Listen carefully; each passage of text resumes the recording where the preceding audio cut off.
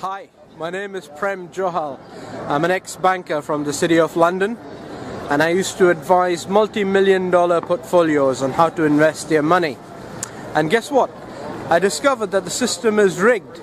It favors those who already have money, and the rest of us just keep chasing pieces of paper for a slightly better lifestyle.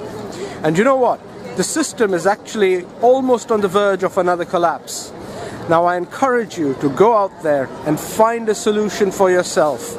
And what I've also found is that when people have done their research independently, they always come back to the solution that I have to offer to you.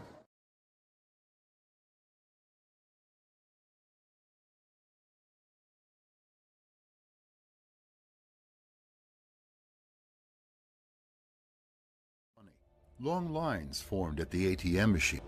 The fact is that the confiscations in Cyprus were not a one-time event.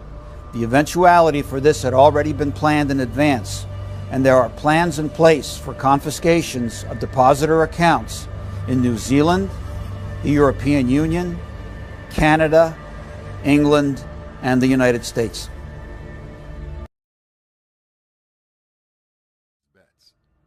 What most people don't understand is that once you give a bank your money, the money is legally no longer yours. Under the law, depositors are considered unsecured creditors to the bank and are treated as such under any bankruptcy. If you think that the FDIC will still come riding to the rescue, consider these facts.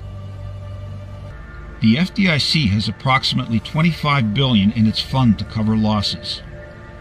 The total deposits in U.S. banks totals $9,283 billion.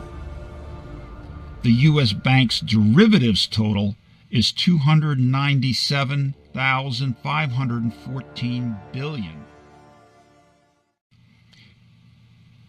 Looking at the FDIC Bank of England joint paper summary, the text clearly says that in the U.S., they will use the powers granted under the Dodd-Frank Wall Street Reform Act, and losses will be assigned to shareholders and unsecured creditors. Remember that as a depositor in a bank, under the law, you are an unsecured creditor. We are entering a period of financial crisis that is the greatest the world has ever known.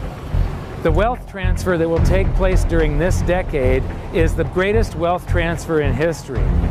Wealth is never destroyed, it is merely transferred, and that means that on the opposite side of every crisis there is an opportunity. And so when Jacob Rothschild says that he is buying gold because the central banks are out of control, you have to laugh. He and his family have been in control of the world's central banks for centuries. But he said it nonetheless. In his semi-annual address to shareholders of RIT Capital Partners, Jacob Rothschild announced that they are reducing stock market and currency exposure and increasing their gold holdings, and warns that the world is now in uncharted waters and that the consequences are impossible to predict. He stated, "The 6 months under review have seen central bankers continuing what is surely the greatest experiment in monetary policy in the history of the world. We are therefore in uncharted waters, and it is impossible to predict the unintended consequences of very low interest rates, with some 30% of global government debt at negative yields, combined with quantitative easing on a massive scale. It's not impossible to predict. There's going to be a gigantic crash." That's what Rothschild is telling us, and what our analysis of Shemitah and now Jubilee 2016 revealed to us. Financial disasters track these timelines, and Rothschild knows all about it. He's the best man to predict what is going to happen because he and other globalist elites have created the timeline of catastrophe that we regularly analyze and predict. And he's being clear that this timeline of catastrophe is moving ahead. For observers like us and you, he is stating the obvious, and others are making it clear as well. With just a month and a half until the end of the Jubilee year, very connected billionaires are warning that things are going horribly wrong. It's no coincidence.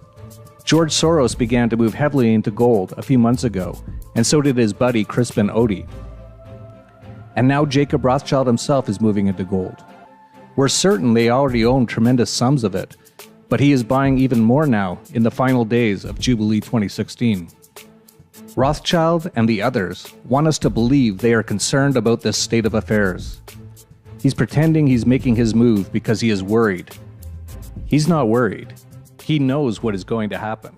In 1971, the U.S. and Nixon convinced the entire world to replace gold and silver with paper money. This stuff. Cash is trash. So the reason we have so much volatility in the world today is historically, since the time of the Romans and the Greeks and the French and the English and the Germans, every time they have taken God's money, like silver here, and replaced it with man-made money, there's been economic volatility. Now the problem is, so the dollar is going to keep dropping. So one of the reasons I can predict what's going to happen is I can predict the dollar will keep dropping simply because the U.S. government and now the euro, the European central banks, are printing so much of this trash. That's why I wrote this book. I wrote this book because I wanted to protect people because a crash is coming. Now, whether it's 6 months from now, 12 months, 36 months, no one knows. Warren Buffett said, if you listen to market forecasters, their only purpose is to make, people that tell fortunes look and good. Things like it is the equivalent of the red pill. Okay? We are entering a completely world of uncharted water right now. Have you made any investments in Bitcoin? So, I personally, I own Bitcoin in my hedge fund. I own Bitcoin in my fund. I own Bitcoin in my private account. It is a huge deal. It's a huge, huge, huge deal. Because what you're talking about right now is for the next 3 to 5 years, an unbelievably better store value. It is gold 2.0. I think this is a currency that's really going to work eventually. Well, I think it is working, and there will be other currencies like it that may be even better. But in the meantime, there's a big industry around Bitcoin, and people have made fortunes out of Bitcoin. Bitcoin, there is no Bitcoin company, there is no Bitcoin building, there's not even a Bitcoin server anywhere that you could shut down. It is completely distributed. That's what's unique about Bitcoin. It is, for the first time, a way for the two of us to exchange value online without a third-party intermediary. Until the invention of Bitcoin, for you and me to exchange money online, we had to employ a third party, like PayPal, like Visa, like MasterCard, right? And we live in the 21st century. If we want to have a video call to China, we can do that for free. But to send a couple $100, which is essentially just ones and zeros being moved around, costs 5% plus takes over a day. Bitcoin is exciting because it shows how cheap it can be. Bitcoin is better than currency in that you don't have to be physically in the same place, and of course for large transactions currency can get pretty inconvenient. You'll see Bitcoin trading at 1,000, 2,000, 5,000, 10,000. Rick Falkvinia does an excellent analysis.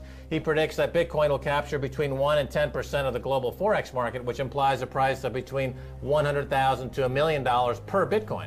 Most of the people who are on the sidelines not buying Bitcoin today will start to buy Bitcoin when it gets over 1,000, and then a greater percentage of people will definitely plow into Bitcoin when it starts to get over 10,000. It's still predicting Bitcoin $10,000 per Bitcoin in 3 years.